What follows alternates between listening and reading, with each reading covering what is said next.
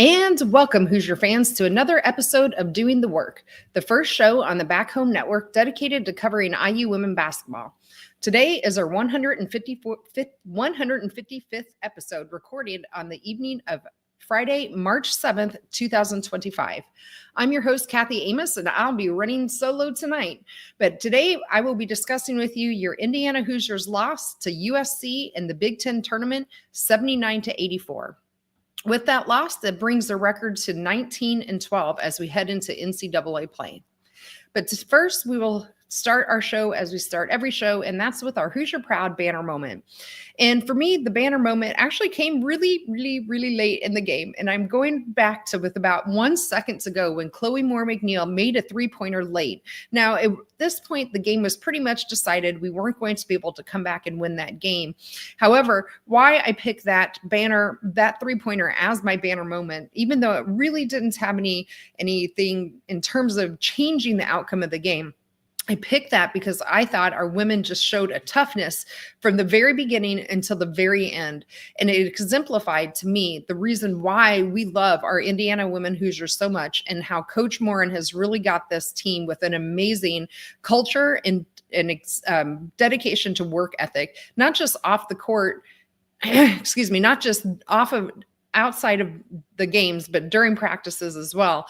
But this was just the perfect example of how they never gave up, and it didn't matter what the score was at that point. Chloe was not going to give up without a fight. And so for me, that was our Hoosier Proud banner moment. And our banner moment is brought to you by Home Field Apparel, the presenting sponsor of the Back Home Network, which includes the Assembly Call, Crimson Cast, X's and Joe's, and the Dribble Drive. Homefield is constantly releasing new schools, especially this time of the year. They're updating all of their product line, and you can really find anything you want for yourself or anyone else in your life that loves great collegiate gear. Not only do you get great quality apparel, but you're supporting an Indiana-based business that has its roots in the Kelley School of Business. So go to homefieldapparel.com and use our promo code HOME23 to get 15% off your entire first order. That's promo code HOME23 for 15% off. And once again, the website is homefieldapparel.com. Wear one for the team.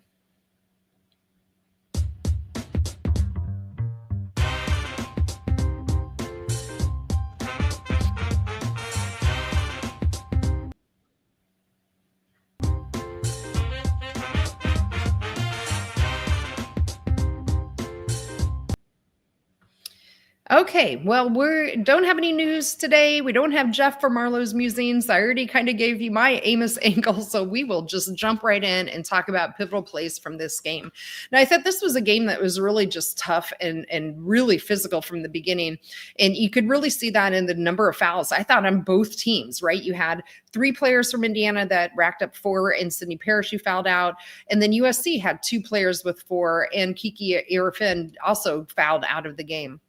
But, we came out from the beginning, and I thought we just did a nice job of really trying to screen some players. We had some really great cuts. In fact, I think a couple of our first baskets was Sydney down low, getting her in the cuts. We were taking some really good charges, like Striplin had a really nice charge in that first quarter.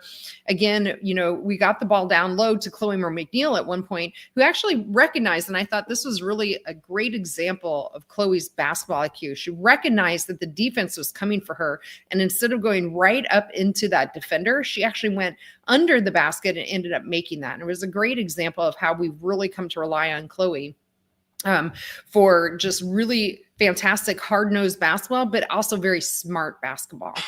And again, there was another example of hitting Lily as she was running to the basket for 2. And that one ended up forcing the USC timeout because that put Indiana up 14-11.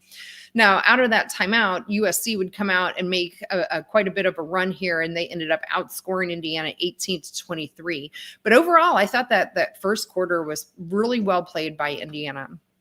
We were missing some threes, though, and I think that became kind of a theme we'll talk about when we get into the notable numbers. However, on the second quarter, again, Yarden, I thought she had to hit 1 3 in the first quarter. She came out in the second quarter, had another one, and you can tell she had to really get that ball out of her hands fast. And she ended up hitting her second 3 with just a really fast release on that. And then you had USC actually missing 7 straight shots with really great defense coming in there from Indiana. And Indiana then came within 2 points at 29-31. However, we had quite a few turnovers all of a sudden in a string there.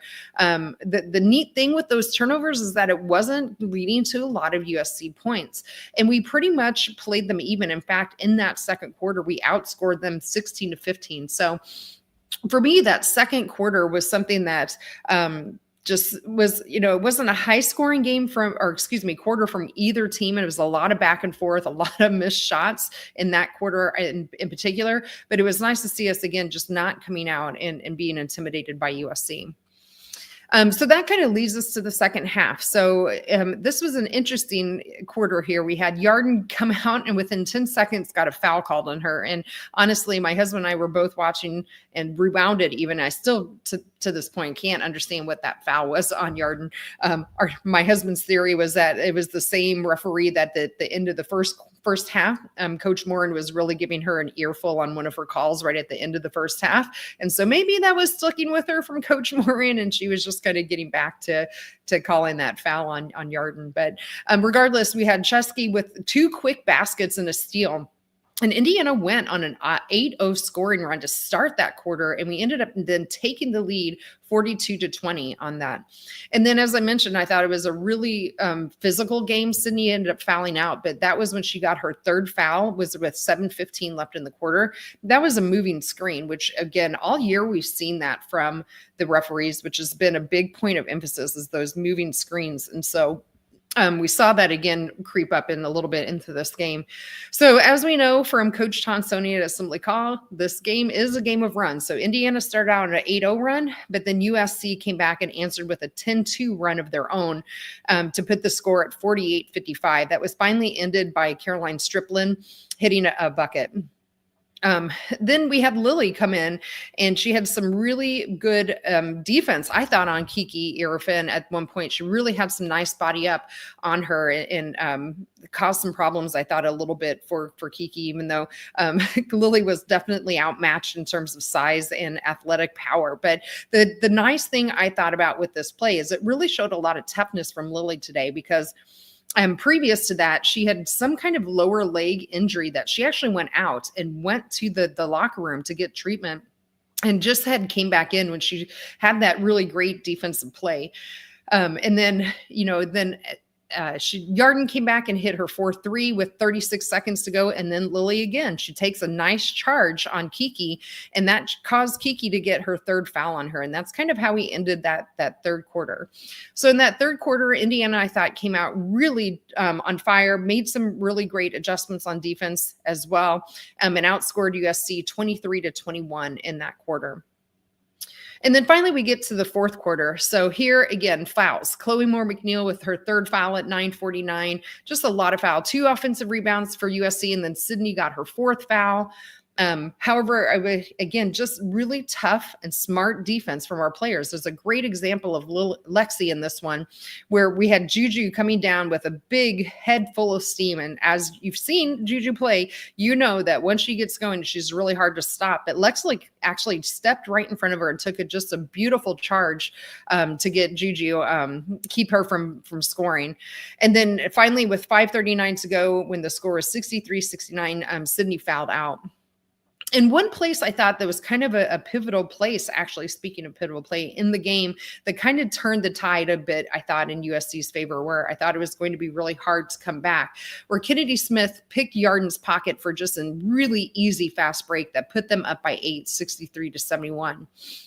However, some great defense from Chloe Moore McNeil led to a 3 from Chesky to get us back within 5. But it just never seemed like we could get past that point where Kennedy Smith kind of picked the pocket. In fact, she had another great steal on her part later on in the game. So I think that really hurt it as well as our offense kind of dried up again, as we've kind of seen this team be want to do at points. In fact, at one point we had missed 10 of 11 shots very late into that fourth quarter. That was finally ended by, of all people, Caroline Striplin hitting a 3 very late in the quarter. That was I think around a 3 or 4 minute drought where we just only made one field goal until that 3-pointer. So it was just a tough game again for us. I thought our players played incredibly hard from the beginning. But at the end of the day, I think it was just USC is, again, just as we know, they are not the number 2 team for no reason. They are just the more talented and deep team. But let's talk a little bit more of the game through some of the numbers.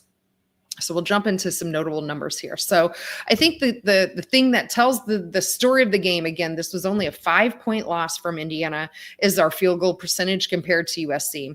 So we made 23 field goals on 58 shooting versus 29 on 62 shots. So 40% for us versus 47% for USC. And to me, that was probably the biggest reason. We just couldn't get our shots to go down. And as we talked about yesterday, if you joined us for the post-Oregon game, Indiana is undefeated this year when making double digits 3. We only made 8 today. In fact, we only shot 8 of 19 from 3, which is a 42%. And when you're going up against a team as deep and as talented as USC, you're just going to need to have a little bit more from your 3-point shooting to get that, to be able to kind of pull this upset off. So to me, that was really the biggest shooting, or the biggest storyline of why we lost this game. If you take the field goals alone, you have 6 made more field goals by USC than we had. The other number we like to watch along with that is the assists. So we had a nice number of assists, 16 assists on 23 made field goals. That's not a bad ratio for us. And 7 of those assists, almost half of those came from Chloe Moore McNeil again. So just shows you why, again, she has been so valuable to this team the last 3 or 4 years. The other big point differential I thought for us to kind of point out, and it wasn't huge, but it was a 4-point differential. And again, in a 5-point game, that's almost all of your differential there is second chance points. Again, this has been a problem for our program, not just this year, but historically, is rebounding. Now, we did actually hang with USC, believe it or not, 35 to 40 total rebounds. However, they had 11 of those were offensive that led to 10 second chance points versus 6 for us. The other place that they had the advantage was just slightly in the points in the paint, 20 to 26. Now, I think part of that for me that could have been helped, I thought Caroline Strickland looked a bit off today in her game. Now, she ended up with 10 points. However, she was only 4 of 10 from the field, and quite a few of those 6 missed shots were down low. So to me, I thought that was really, unfortunate for us to be able to get the ball down there and then not be able to finish on some of those shots underneath the basket. However, we still had 20 points in the paint, but again, USC had 26 outscoring us there as well. We actually had more fast break points than USC by 1, 12 to 11. We also had, even with them, points off of turnovers, 21 each for each team. So 15 turnovers for us and 16 for USC, and very even on the turnovers. So, it wasn't necessarily a game where I thought we were overly sloppy or they overly were sloppy or anything like that. At the end of the day, it just came down to USC was able to make more shots than Indiana in a better ratio. So 47% again to 40% field goal, to me, was the tale of this game. So I think that's the biggest things for me in terms of some of the numbers I wanted to point out. So I'm going to talk about individual play now as we go through the game ball. So if you're watching on the YouTube feed, you can see the ticker at the bottom of the screen that shows you our totals so far in the year. But for those of you not watching, I'll go ahead and read it. So we have Yarden Garzone and Sydney Parrish tied each with 7, and then Chloe Moore McNeil and Shay Chesky each with 5, and then Lily Meister and Caroline Strickland each with 3. Now, again, I have to say, I really think that this was a game where you could almost go any way you want, maybe more in the hard worker award that we'll get to next. So I'll just talk a little bit about some of our players again. So we had 4 players that ended up in double-digit points. You had Caroline Strickland with 10, Shay Chesky with 15, Chloe Moore McNeil with 17, and Yarden Garzone with 23, leading the team. However, Yarden also tied with Chloe Moore-McNeil for leading the team with rebounds at 8 rebounds each. She also had 2 assists, only 3 turnovers there, and she contributed a block. She also made all 6 of her free throws. And to me, I thought Yarden, again, was just the if you know, we'll use the maybe overused phrase, but for me, I think Yarden is the straw that stirs the drink of this team. And for me, she is going to go ahead and get her 8th game ball. But let's talk about some of the other individual players during this Grace Berger Hardest Worker. So real quick, just to recap where we've been all year. So Shea Chesky, Sydney Parrish tied with 6, Chloe Moore-McNeil, Yarden Garzone with 5, Caroline Striplin with 3, Lily Meister with 2, Jules Lamandola, Hannah Sandvik with 1. And then if you were listening yesterday, Jeff and I gave our Grace Berger Hardest Worker to Faith Wiseman, our freshman, at 1. I think there's so many ways you could go here for Grace Berger Hardest Worker. I think Shea had just a fantastic game with 15 points. Here, she only made made her one and only 3-pointer. That was one place I would have been really great if we could have found some way to get Shea open for a few more threes. She definitely felt it yesterday in the Oregon game. We just weren't able to really get her open for many.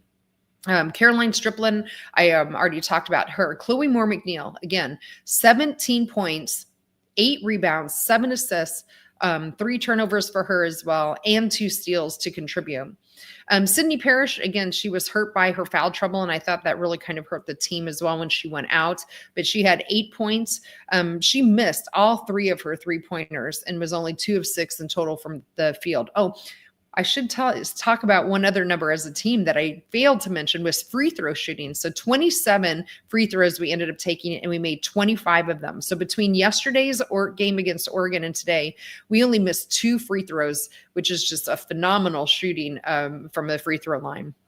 So back to Sydney, and she only contributed 1 rebound. So this was definitely not the best game that we got out of Sydney, unfortunately. But I think a lot of it was that she only was able to play 29 minutes saddled with those fouls.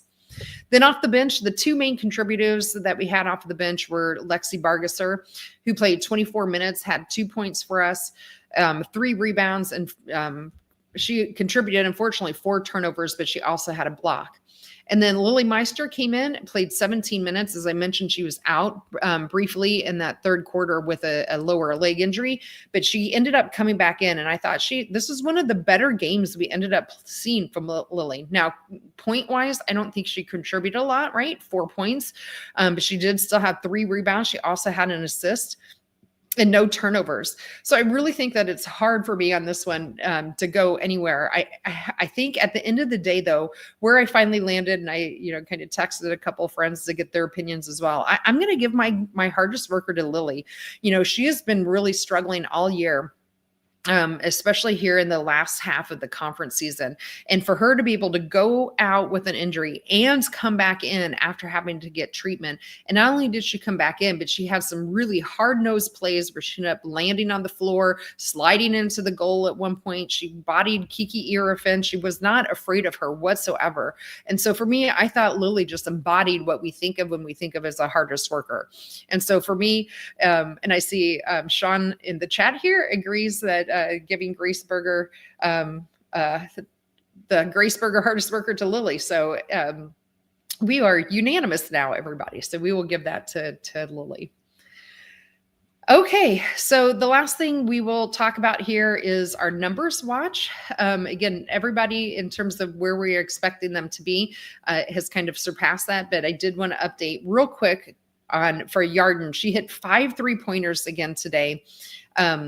And now her total is a whopping 217. So we knew she was going to demolish that first place record, but she is already demolishing it this year by really adding 9 more 3-pointers to her total between yesterday and today. So that's where we're at with Numbers Watch. Normally here we would be talking about our upcoming game. We don't know who our upcoming game is yet. So we will find that out next Sunday when they have Selection Sunday. I would be completely shocked at this point if we do not make the NCAA tournament. They were already projected to be in prior to the Big Ten tournament. They had a really nice win against Oregon already. They had, even though today they didn't win, I think hopefully this helps some of their metrics as well. And so we're thinking the land right now is anywhere between like a 9 and a 10 seed. Right now, I think their net rating is right around the 35 mark as well. And so that's what we're kind of looking at for the NCAAs. Okay, around the Big Ten. So Jeff and I covered all of the games yesterday except for one. So yesterday, Iowa had the late night game against Michigan State. They ended up pulling off that upset, 74-61. So for those of you keeping track at home, 3 out of the 4 games yesterday were won by the lower seeded team. Coming into today. And so then earlier today, besides Indiana, the one other game that took place was Michigan playing Maryland. And again, the lower seed winning. And not only did Michigan win, they just completely throttled Maryland, 98-71. So later on today, Nebraska and UCLA will be playing. And then Iowa will be taking on Ohio State. So if you want to watch those games, they will both be on the Big Ten Network. And then tomorrow, Michigan and USC will square off, and then the winner of those 2 games will square off, and then obviously the championship on Sunday. So we'll go ahead and get into the final thoughts here. So they did not win this game, and we know that, and there's technically no moral victories, and I'm sure that every one of those ladies on the team are in the locker room or were in the locker room and wherever they're at now, disappointed that they weren't able to make it to the Saturday of the Big Ten tournament this year. However, I think what they did show us is how much grit and determination that this team had most of the year, and why I think we can really see if they can make some noise here going into NCAA tournament.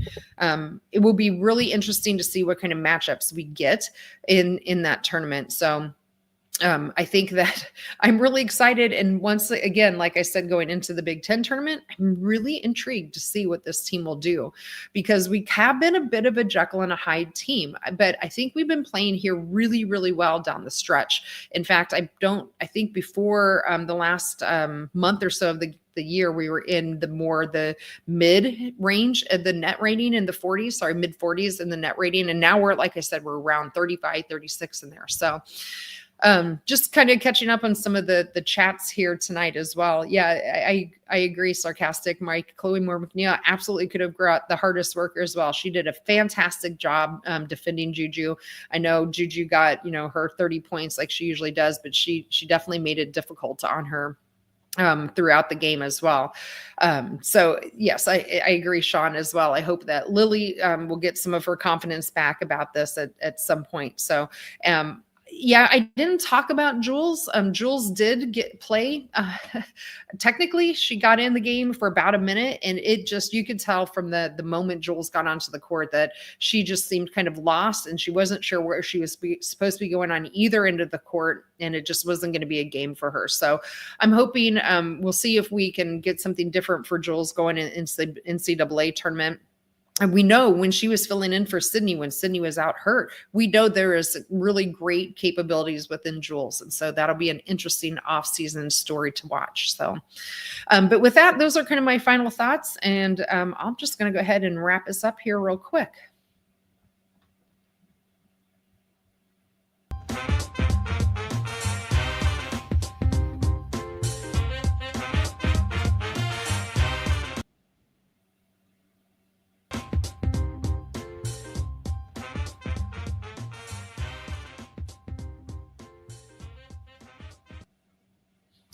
All right. So what's next? Like I mentioned, we don't really know what's next for the team, and we definitely don't know what's next for Jeff and I on doing the work. We will hopefully be covering as many NCAA tournaments or games, if not all of them, and hopefully more than just one. Be great to see the ladies make it to the second weekend again. And we'll definitely be watching that first game to see if we can get to that 20-game win on the season. Coach Morin has made has had 20 wins for every year, I believe, except for her first year. So it's really a great accomplishment for Coach Morin in this program. So thanks for those who were here with me in the chat, and thanks of you for listening. I appreciate you. I know it's hard to listen to just one person talk on her own, so I appreciate that. So, but if you do want to see us do our next show live and be part of the live chat, please make sure you subscribe to our YouTube channel at youtube.com/@BackHomeNetwork. You can be part of our private community as well. Find out more at assemblycall.substack.com. A special thanks to John Ringer of rigsdesign.com for designing our logo. A big thank you to Bob Thompson to the music you heard throughout the broadcast. And as always, thank you all very much for listening. We'll be back to talk IU hoops with you again soon. But until then, keep your elbow in, your eyes on the rim, and let's go Hoosiers.